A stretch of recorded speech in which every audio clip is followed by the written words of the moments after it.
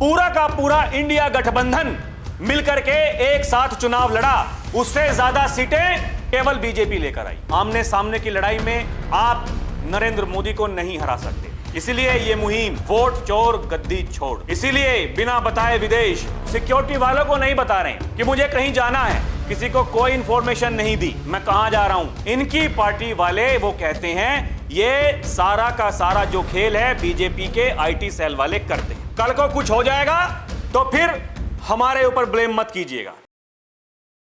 दर्शकों नमस्कार, DNP India में आपका स्वागत है। मैं हूं आपके साथ राहुल चौधरी। मेरे पीछे जो तस्वीरें आप देख रहे हैं, एक तरफ देश के प्रधानमंत्री नरेंद्र मोदी हैं और एक तरफ नेता विपक्ष राहुल गांधी जी हैं, जो कांग्रेस के बड़े नेता हैं, वर्तमान में नेता विपक्ष हैं। और देखिए यहां जो दोनों नेता, अक्सर जब दोनों पार्टियां आपस में टकराती हैं चुनावी मैदान में, तो इन्हीं दोनों के चेहरे पर चुनाव लड़ा जाता है। प्रधानमंत्री हैं नरेंद्र मोदी, नेता विपक्ष हैं राहुल गांधी। अब दर्शकों, नरेंद्र मोदी भाई क्योंकि प्रधानमंत्री हैं, विदेशों में जाते हैं, कई सारे उनके काम होते हैं, विदेश नीति के तहत बहुत सारे सिग्नेचर करने होते हैं, यह सब आम बात है।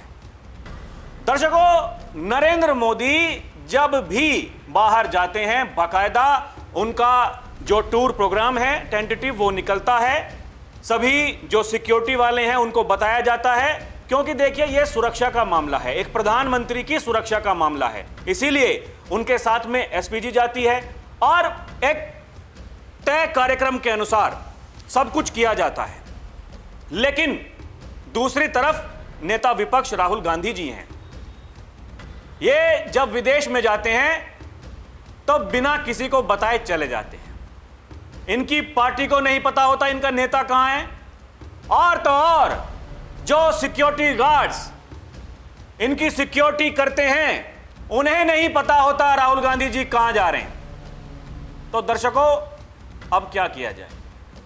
अब सवाल यह है, राहुल गांधी जी कोई छोटे नेता तो है नहीं भाई, गांधी परिवार से आते हैं, और सबसे बड़ी बात यह है चाहे वो इनकी दादी हो इंदिरा गांधी जी, इनके पिताजी हो राजीव गांधी जी, उनके साथ में क्या हुआ था? सिक्योरिटी लैप्स जब हुई तो फिर उनकी जान चली गई। उसी परिवार से आते हैं राहुल गांधी जी। आप बताइए वो सिक्योरिटी वाले बेचारे क्या करें? ऐसा होना नहीं चाहिए, बिल्कुल भी नहीं होना चाहिए। लेकिन अगर कुछ अनहोनी हो जाती है तो जिम्मेदार कौन होगा? और ये सवाल जब पूछे जाते हैं तो फिर इनकी पार्टी वाले वो कहते हैं ये सारा का सारा जो खेल है बीजेपी के आईटी सेल वाले करते हैं। अब जो सुरक्षा इनको मिली हुई है उन्होंने शिकायत दर्ज करी है। बड़ी खबर यह है दर्शकों, ये देखिए, राहुल गांधी नहीं मानते कहना, बिना बताए 9 महीने में 6 बार गए विदेश, परेशान होकर सीआरपीएफ ने लिखी चिट्ठी। राहुल गांधी नहीं मानते सिक्योरिटी प्रोटोकॉल, बिना बताए चले जाते हैं विदेश, सीआरपीएफ ने की शिकायत। क्योंकि इनकी जो सिक्योरिटी है Z+ सिक्योरिटी इन्हें मिली हुई है, सीआरपीएफ वो इनकी सुरक्षा करती है, सेंट्रल रिजर्व पुलिस फोर्स। दर्शकों ये देखिए, ये साफ साफ मीडिया रिपोर्ट्स में ये लिखा हुआ है, सीआरपीएफ का बड़ा आरोप, नहीं मान रहे हैं सुरक्षा के नियम, हो सकता है खतरा।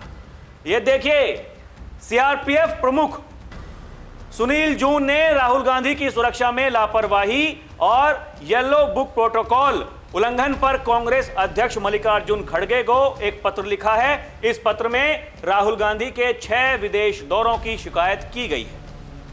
यह रिपोर्ट आगे बताती है कि उन्होंने आरोप लगाया है राहुल गांधी अपनी सिक्योरिटी को लेकर गंभीरता नहीं बरत रहे हैं। राहुल गांधी Z+ के साथ ASL सुरक्षा कैटेगरी के प्रोटेक्शन में आते हैं। लेकिन उसके कायदे कानून का उल्लंघन करते हैं। उनके खिलाफ सीआरपीएफ सिक्योरिटी के येलो बुक प्रोटोकॉल का उल्लंघन कर बिना बताए विदेश यात्रा पर जाने की शिकायत भी की गई है। पत्र में कहा गया है Z+ ASL सिक्योरिटी से लैस वीआईपी को विदेश दौरे से 15 दिन पहले अपनी सिक्योरिटी एजेंसी को सूचित करना जरूरी होता है, लेकिन राहुल गांधी पर ऐसा नहीं करने का आरोप लगाया गया है। दर्शकों, अब आप बताइए, नेता विपक्ष राहुल गांधी जी जो संवैधानिक पद पर बैठे हुए हैं, ये इतनी बड़ी चूक कैसे हो सकती है? क्या ये जानबूझकर किया जा रहा है या फिर ये जरूरी नहीं समझते? भाई कोई तो कारण होगा, कुछ तो ये सोचते होंगे। इनके 9 महीने में जो 6 विदेश दौरे हुए हैं, जिनका ब्यौरा दिया गया है, जहां इन्होंने किसी को नहीं बताया, किसी को कोई इंफॉर्मेशन नहीं दी, मैं कहां जा रहा हूं, किस लिए जा रहा हूं, क्या कारण है, मुझे क्या करना है, मेरी कौन सी डील होनी है, किसी को कुछ नहीं पता। ये देखिए, पहला दौरा 30 दिसंबर 2024 से 9 जनवरी तक इटली का दौरा, 10 से 11 दिन नए साल पर विदेशी दौरा।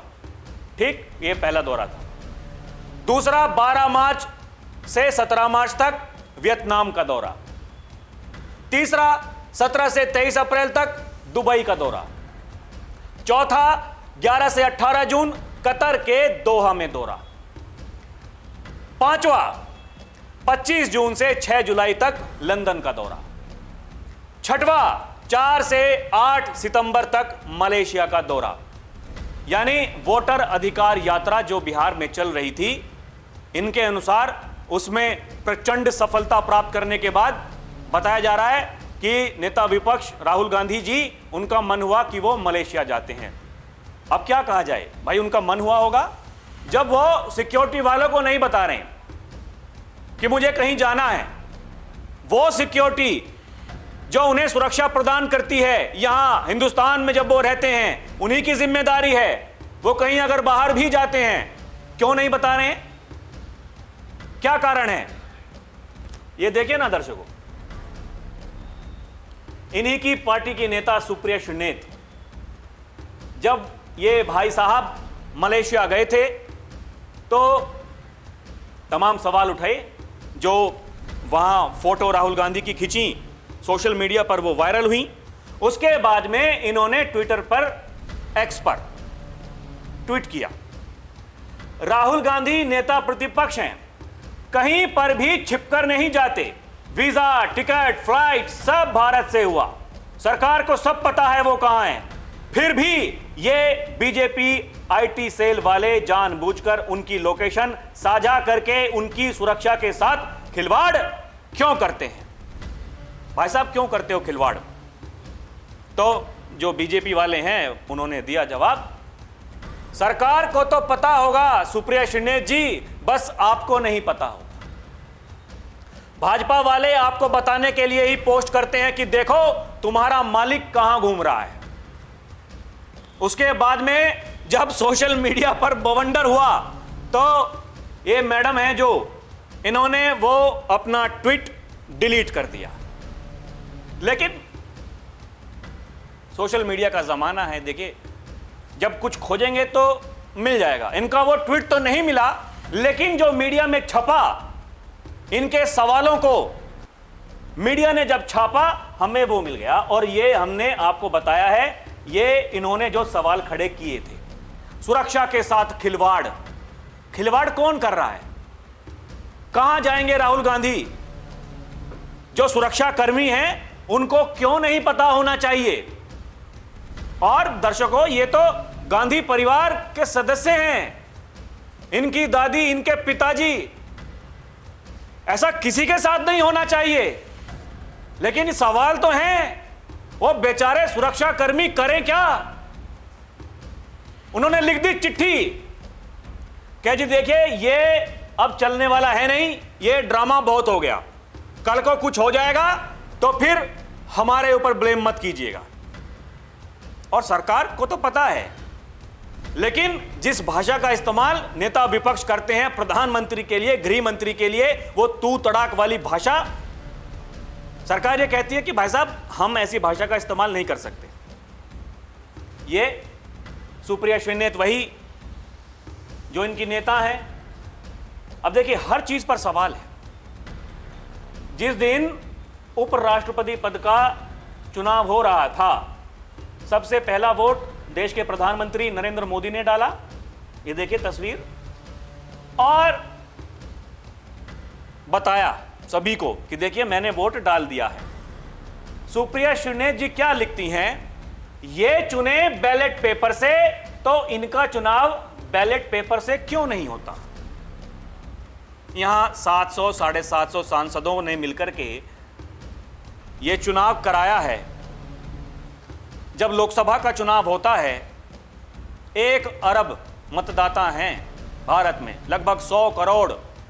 यही हमारे लोकतंत्र की खूबी है। और पहले जब बैलेट पेपर से चुनाव होता था तो क्या होता था दर्शकों, ये सबको पता है। लेकिन यहां एक और बात गौर करने वाली है।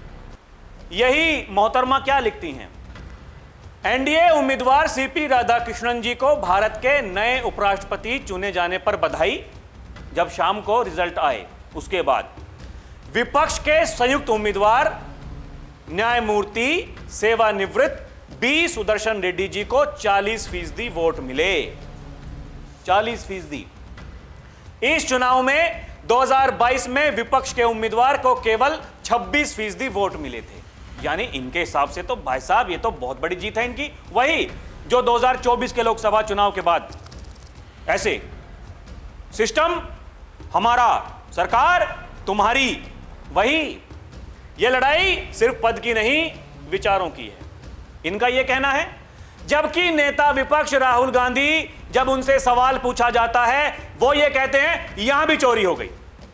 उनका यह कहना है, एक ही नारा चल रहा पूरे देश में इस समय, वोट चोर गद्दी छोड़। इसको ब्रेक करो। कोई भी पत्रकार उनसे सवाल पूछे, एक ही जवाब, बोला मेरे पास में केवल एक ही जवाब है, वोट चोर गद्दी छोड़। इसको ब्रेक करो। आप लोग मेरी बात सुनते नहीं हो, आप लोग जो मैं कहता हूं उसको मीडिया में चलाते नहीं हो। तो इनके नेताजी कुछ और कह रहे हैं, ये कुछ और कह रहे हैं। सवाल यही है, सुरक्षा के साथ में खिलवाड़। ये देखिए ना, पटना में आखिरी दिन जब वो वोटर अधिकार यात्रा का समापन हुआ दर्शकों, कितनी बड़ी बड़ी बातें की गई। भारी जन सैलाब, पूरा बिहार इकट्ठा हो गया पटना में, आंधी राहुल गांधी की। और ये सोशल मीडिया पर अगर आप देखेंगे तो लगेगा ना, ये देखिए जननायक राहुल गांधी वोटर अधिकार यात्रा। ये कहां के विजुअल्स हैं, ये वीडियो कहां की है? ये देखिए, ये बता रही है मीडिया रिपोर्ट, राहुल गांधी की रैली में भीड़ दिखाते हुए पूरी रथ यात्रा का वीडियो शेयर। अब दर्शकों ये क्या मामला है, अब आप वो समझिए। राहुल गांधी बनाम प्रधानमंत्री नरेंद्र मोदी। 2014 के बाद में सारे चुनाव इन्हीं के चेहरों पर हो रहे हैं। 2024 के लोकसभा चुनाव में 99 सीट मिली कांग्रेस को।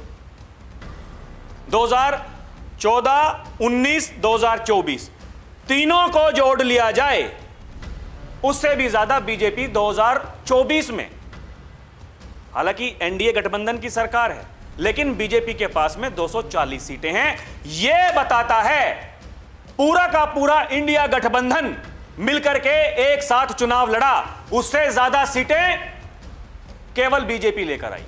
किसके चेहरे पर? प्रधानमंत्री मोदी के चेहरे पर।